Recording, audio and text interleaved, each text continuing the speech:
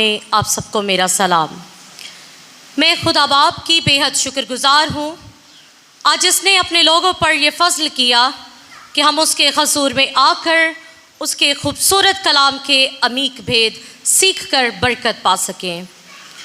और इसी के साथ साथ मैं शुक्रगुजार हूँ हमारे respected honourable teacher reverend pastor Rashid Yunus साहब के, जिन्होंने हमें निखारा, तराशा, इस काबिल किया कि आज हम यहाँ खड़े होकर उसके नाम, उसके कलाम की बिशारत को आप तक फैला रहे हैं।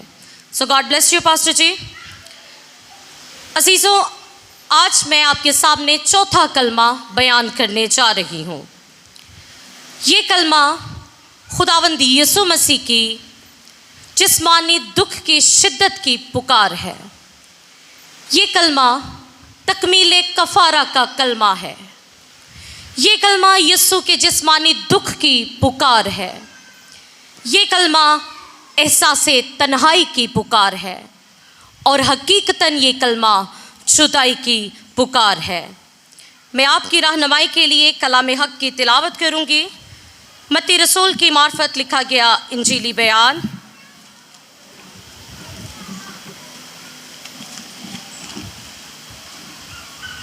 उसका 27वां बाब और 45वीं ता 46वीं आयत मैं आपके लिए पढ़ूंगी। और दोपहर से लेकर तीसरे पहर तक तमाम मुल्क में अंधेरा छाया रहा और तीसरे पहर के करीब यीशु ने बड़ी आवाज़ से चिल्लाकर कहा, एली एली लमा शबक्तानी, यानी ए मेरे खुदा तूने मुझे क्यों छोड़ दिया। असीसों, यहूदी औकात के मुताबिक खुदावंद यीशु मसीह को तकरीबन सुबह 9 बजे हाथों और पैरों पर कील लगाकर सलीब पर लटका दिया गया और 9 बजे से लेकर दोपहर 3 बजे तक इससे पहले 3 कलमात अदा किए। जैसे ही 12 बजते हैं और अचानक ही जब सूरज अपनी पूरी आबोताब के साथ चमक रहा था, हर तरफ सूरज की रोशनी फैली थी, अचानक एक हैरत अंगेज वाक़या रूनुमा रुपसीर होता है। तमाम मुल्क में अंधेरा छा जाता है और रोमन तारीखदानों ने भी अपनी तसानीफ में इस बात का जिक्र किया है, इस तरीक़ी का जिक्र किया है। आइए इसकी वजह जानते हैं कि इस तरीक़ी की वजह क्या थी। इस वाक़े से पहले भी पुराने अहदनामा का जब हम मुतालिया करते हैं तो हम देखते हैं कि खुदा ने सूरज को थमा दिया, रोक दिया, तारीक कर दिया, जिसका जिक्र यशवा 10वें बाब की 13वीं आयत में है कि जब खुदा ने सूरज को उस वक्त ठहरा दिया जब तक उसके लोगों ने अपने दुश्मनों से इंतकाम ना ले लिया। फिर जब हम सलातीन की दूसरी किताब और उसके 20वें बाब की 11वीं आयत पढ़ते हैं तो खुदा ने सूरज को पीछे कर दिया, पीछे लौटा दिया। फिर हरूज 10वें बाब की 21वीं आयत में जब खुदा ने मिस्रियों पर आफत भेजी तो सूरज को उनके लिए तारीक कर दिया। तो अजीज़ों, खुदा जब भी चाहे वो सूरज को तारीक कर सकता है, सूरज को पीछे लौटा सकता है, उसको रोक सकता है ताकि अपनी कामिल मर्जी को पूरा कर सके। कुछ लोगों का ख्याल है कि ये तारीकी एक तूफ़ानी हवा की वजह से हुई, जिसकी वजह से गर्द और हाक ने हवा में घुलकर तारीकी कर दी। कुछ लोगों का कहना है कि ये तारीकी भारी बादलों की वजह से हुई, जिन्होंने सूरज का रास्ता रोक दिया और सूरज की रोशनी ज़मीन तक ना पहुंच सकी। मगर कलामे मुक़द्दस हमें इस बात की गवाही देता है, तस्दीक करता है कि सूरज की रोशनी ना ही कोई तूफ़ानी हवा के सबब से थी और ना ही किसी भारे बादल की वजह से थी, मगर ये तारीकी मफ़ौक़ल फ़ितरत तौर से खुदा की तरफ से थी, जब दिन में ही रात हो जाती है।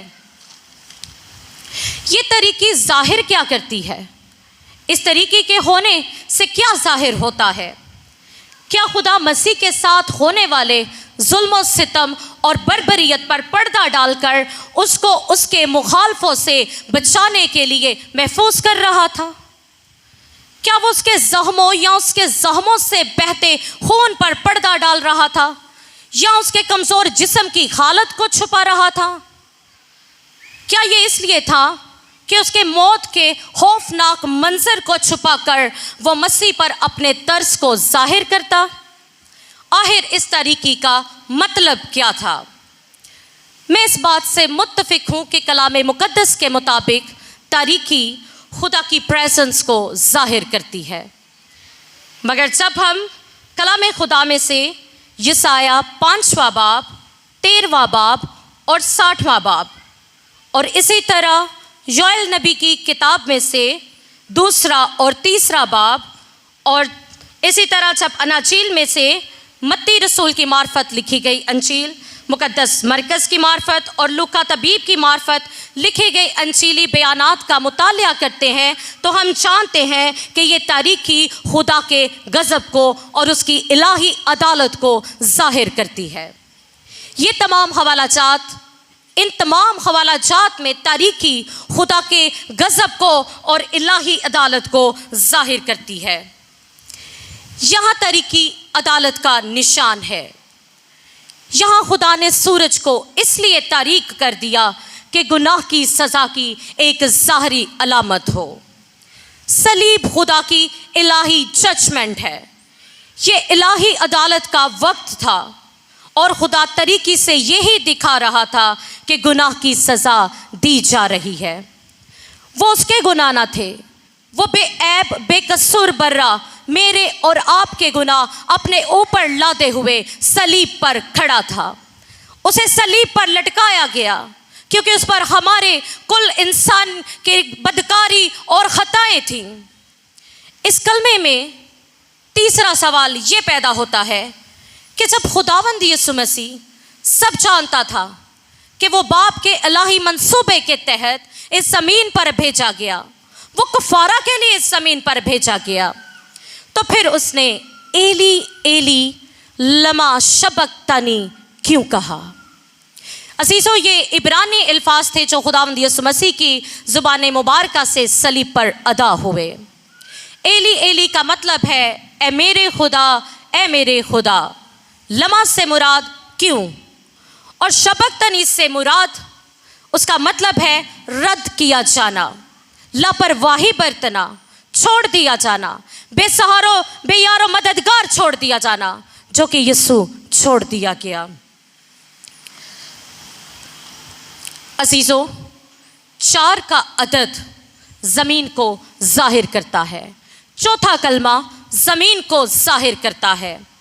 आदम के गुनाह करने के बायस से ज़मीन लानती ठहराई गई, मगर उसने हमारी लानते अपने ऊपर लेकर खुद लानती बन गया ताकि हम हमेशा की ज़िंदगी के वारिस बन जाएं। हमने उसके मार खाने से शिफा पाई है, हमने उसके खून बहाने से मुहलसी पाई है, हमेशा की ज़िंदगी पाई है। वो खुद तो लानती ना था, मगर गलीतियों 3 बाब और 13वीं आयत में लिखा है, मसीह जो हमारे लिए लानती बना, उसने हमें मोल लेकर शरीयत की लानत से छुड़ाया, क्योंकि लिखा है जो कोई लकड़ी पर लटकाया गया वो लानती है। असीसों, हासिल कलाम ये है कि गुनहगार खुदा की हजूरी से रद्द कर दिए जाते हैं, उसकी नज़रों से हमेशा के लिए दूर कर दिए जाते हैं। खुदा को मसीह यीशु को भी अपने से जुदा इसलिए करना पड़ा क्योंकि खुदा पाक है और उसकी आंख बदी नहीं देख सकती। यीशु तो पाक है, वो रास्त है, मुबारक है, मगर उस पर जो गुनाह लदे थे वो मेरे और आपके थे, वो बदकारी मेरी और आपकी थी, ताकि वो हमें शाही काहिनों का फिरका बना सकता, वो हमें हमेशा की जिंदगी में लेकर जा सकता। वो दोबारा जो रिश्ता बागे अदन में आदम के गुनाह करने से टूट चुका था, वो दोबारा से बाप के साथ हमारा मेल करा के बहाल कर सकता।